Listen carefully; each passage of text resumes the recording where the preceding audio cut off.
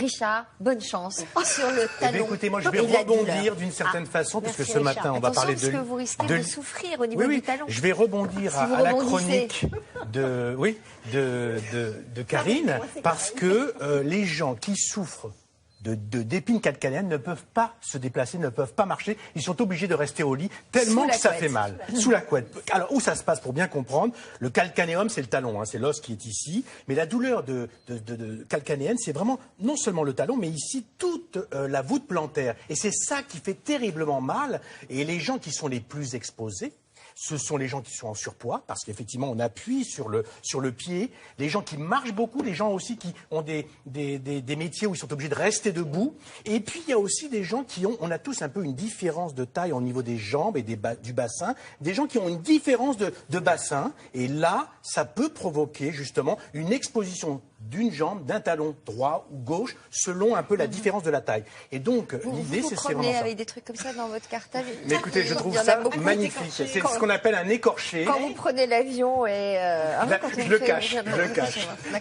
Mais c'est très clair, parce qu'en calcanéum, on ne sait pas ce que c'est. Ben, c'est vraiment là que ça se passe. Hein. Ouais. C'est vraiment toute cette zone-là. Et moi, ce que je vous propose, c'est de voir un peu quel traitement on peut proposer pour soulager cette douleur. On a 3 types de traitements qu'on a regardés, qu'on a vus. Je vous propose d'écouter les témoignages et des ostéopathes, des kinésithérapeutes, mais aussi des podologues, parce qu'on peut traiter, soulager les gens avec des petites semelles antidouleurs. Regardez.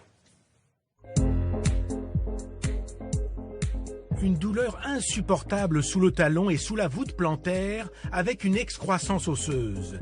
C'est l'épine calcanéenne qui touche des millions de Français, souvent ceux en surpoids ou mal chaussés. Ces douleurs étaient très invalidantes. Je fais un travail debout, donc j'ai mal vraiment tous les jours. Le matin, il m'était très difficile de pouvoir marcher. J'ai mal plus le soir, en fait, après l'effort de la journée.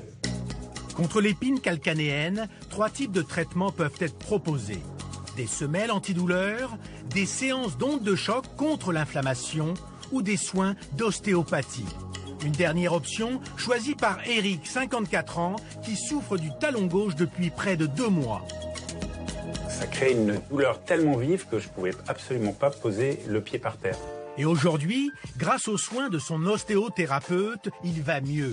En exerçant une pression forte, le praticien va rééquilibrer son bassin et va également mieux répartir le poids du corps sur les 2 jambes et surtout sur les 2 talons. Le fait de répartir à nouveau le poids sur ses 2 membres et surtout de reporter sur le membre droit, ça soulage son épine qu'il a à gauche.